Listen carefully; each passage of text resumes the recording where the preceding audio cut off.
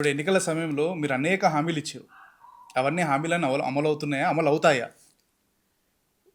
ఇప్పుడు ఒక్క మాట చెప్తున్నాండి. అనేకమైన పార్టీలు అనేకమైన హామీలు ఇచ్చాయి. ఈ భారతదేశంలో ఎప్పుడైతే హామీల పర్వాలు మొదలైనయో, బేసిక్గా అడ్మినిస్ట్రేషన్ పక్కన పెట్టి గెలుపే పరమావధిగా రాజకీయ పార్టీలు అనేకమైన హామీలు ఇచ్చుకుంటూ వచ్చినాయో, ఆ హామీలల్లో పూర్వకాలంలో కొన్ని హామీలు లేవు. ఎన్ని ఇస్తే అంత 170%, 80%, 90% అయ్యేటి. చాలా పార్టీలు చాలా మటుకు అమలు కాని హామీలు ఇస్తాయి. కేసీఆర్ గారు ఇచ్చిన అనేకమైన హామీలు, బీజేపీ ఇచ్చింది అనేకమైన హామీలు, ఈరోజు కాంగ్రెస్ పార్టీ కూడా హామీలు ఇచ్చింది. ప్రజలు హామీల వర్షాలనే నమ్ముతారు. ముందర నాకేమొస్తుంది, ఈ దేశాన్ని ఈ రాష్ట్రాన్ని నేను ఏ విధంగా ఒక మంచి పునాదుల మీద నిలబెట్టగలుగుతానని ఆలోచిస్తలేరు. నాకేమొస్తుందనే ఆలోచిస్తారు.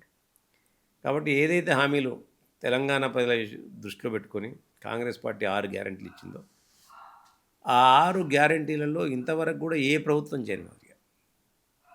గత ప్రభుత్వం బీఆర్ఎస్ ప్రభుత్వాన్ని పోల్చుకోండి మీరు. ఇంటికో ఉద్యోగం అన్నారు, డబుల్ బెడ్రూమ్ ఇల్లు అన్నారు, అల్లుడో తేడా వండుకోవాలన్నారు, కోన్నెడ కమ్మాలన్నారు, దుడ్డనీడ కట్టేయాలన్నారు, దళితునికి 3 ఎకరాల భూమి అన్నాడు. నేను ఇందుకే పుట్టినో నా జన్మ సార్థకమైందేమో, రైతులందరూ కూడా నేను ఉచితంగా యూరియా ఇస్తా అన్నాడు, లీటర్కి 4 రూపాయల పాల ధర పెంచినా అన్నాడు. ఆయన చెప్పింది చూసుకుంటూ పోతే శాంతారంత ఉండే. దళిత బంధు అన్నాడు, బీసీ బంధు అన్నాడు, గిరిజన బంధు అన్నాడు, 12% రిజర్వేషన్ ముస్లిమ్స్కి అన్నాడు, 12% రిజర్వేషన్ గిరిజన సోదరులకు అన్నాడు, లంబాడా సోదరులకు. ఇవన్నీ కూడా ఆ హామీలన్నీ కూడా అటకెక్కిపోయినాయి. ఆ హామీల వర్షంలో అందరు తడిసి ముద్దైపోయారు. కానీ ఎక్కడేం లేదు ఇవాళ. కానీ అదే రేవంత్ రెడ్డి గారు 6 గ్యారెంటీలు ఇచ్చారు. 7 లక్షల కోట్ల అప్పులో ఈ రాష్ట్రాన్ని నెట్టినప్పటికి కూడా, దినదిన గండంగా ఆర్థిక వ్యవస్థ ఉన్నప్పటికి కూడా, ఒక విజనీయ నాయకుడిగా, ఒక దమ్మున్న నాయకుడిగా, సరే మీడియా ఏ ప్రచారం అది చేస్తుంది, ప్రతిపక్షాలు ఏ ప్రచారం చేయడం చేస్తాయి, ఏదేమైనా కూడా మొక్కవోని దీక్షతో గుండె చెదరకుండా అనేకమైన ఇబ్బందులకు గురవుతున్నప్పటికి కూడా ఇలా ఇచ్చిన హామీలలో ఏ హామీని నెరవేర్చలేదు ఆయన?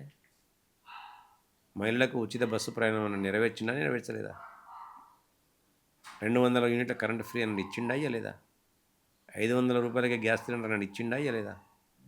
ఇలా రైతు రుణమాఫీ అన్నాడు, 2 లక్షల రూపాయల రుణమాఫీ అన్నాడు, చేసిండా చేయలేదా? కొన్ని మిస్టేక్స్ జరగవచ్చు అందులో, నేను జరగలేదని నేను కూడా అంటలేదు. కొన్ని మిస్టేక్స్ అక్కడక్కడ జరిగి ఉండొచ్చు, కొంతమందికి రాకపోయి ఉండొచ్చు.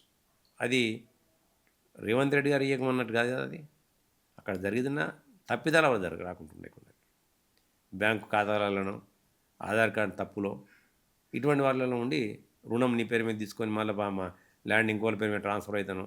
మా ప్రాంతంలో ఎక్కువ మంది మస్కట్ దుబాయ్ పోతారు, వలసలకి పోతారు. వాళ్ళకి ఇటువంటివి ఉండొచ్చు. ఊరికి 2 3 4 ఉండొచ్చులే.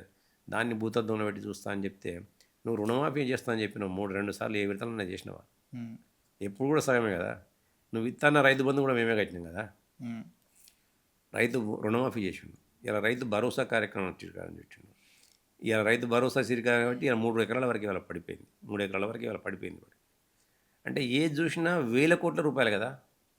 ఇలా నువ్వు చేసిన అప్పుల కిందికి మనకున్న 1,45,000, 1,50,000 కోట్ల బడ్జెట్లో సంవత్సరానికి 72, 73,000 కోట్లు కేవలం మిత్తిరే కడుతున్నాం కదా.